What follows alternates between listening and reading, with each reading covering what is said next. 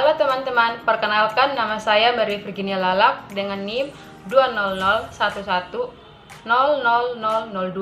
Saya mahasiswa semester 5 kelas A program studi pendidikan geografi.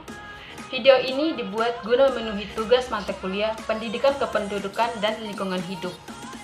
Pada kesempatan ini, saya akan membahas mengenai masalah lingkungan, yaitu pencemaran tanah. Pertama-tama yang perlu kita ketahui adalah pengertian dari pencemaran tanah. Pencemaran tanah adalah adanya bahan kimia seperti polutan atau kontaminan yang berada di dalam tanah serta bisa menjadi racun. Pencemaran tanah dengan tingkat konsentrasi yang tinggi dapat menimbulkan dampak negatif baik pada lingkungan maupun pada manusia itu sendiri. Penyebab pencemaran tanah.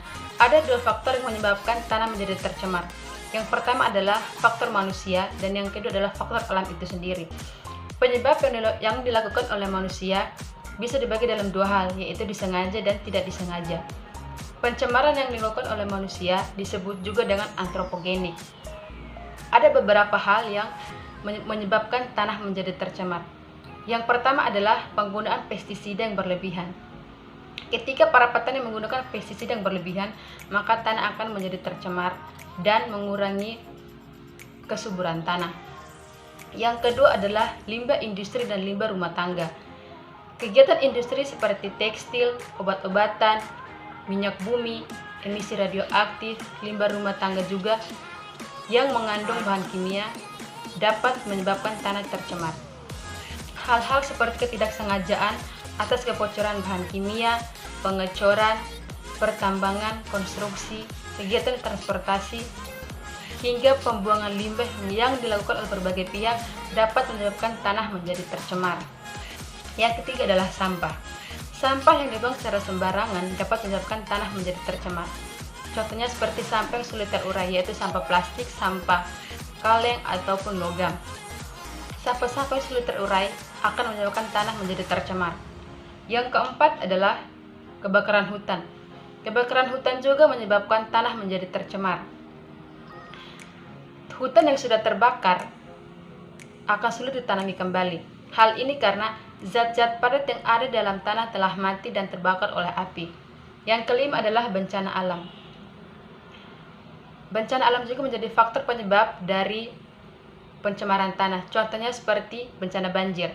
Ketika terjadi banjir, maka unsur hara tanah akan dibawa oleh arus air sehingga tanah tersebut menjadi tercemar. Yang berikut adalah dampak negatif pencemaran tanah. Yang pertama adalah tanaman. Tanaman akan sulit tumbuh pada tanah yang sudah tercemar. Terlebih lagi pada tumbuhan yang tumbuh pada wilayah-wilayah yang dekat dengan perindustrian, pelabuhan, dan juga tempat pembuangan akhir. Tumbuhan yang tumbuh pada daerah yang sudah tercemar akan mengandung racun serta berpengaruh pada kesehatan tubuh. Yang kedua adalah hewan. Bagi para hewan, pencemaran tanah bisa menimbulkan dampak negatif untuk metabolisme, mikroorganisme, dan juga antropoda. Hal ini bisa berpengaruh pada lapisan rantai makanan yang ada pada hewan, serta berdampak pada spesies hewan pemangsa. Kepunahan hewan secara massal juga terjadi karena pencemaran tanah. Yang ketiga adalah manusia. Air yang menjadi salah satu kebutuhan dasar manusia juga dapat tercemar karena adanya pencemaran tanah.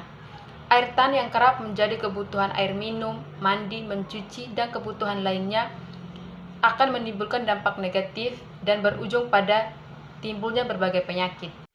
Yang terakhir adalah cara menanggulangi pencemaran tanah. Ada beberapa hal yang dapat dilakukan untuk menanggulangi pencemaran tanah. Yang pertama adalah melakukan daur ulang sampah anorganik seperti plastik, logam, karet, kaca, dan lain sebagainya. Yang kedua, tidak membuang sampah deterjen ke tanah atau saluran air. Yang ketiga adalah menjaga kelestarian tanaman untuk mengurangi pengikisan lapisan humus tanah oleh air hujan.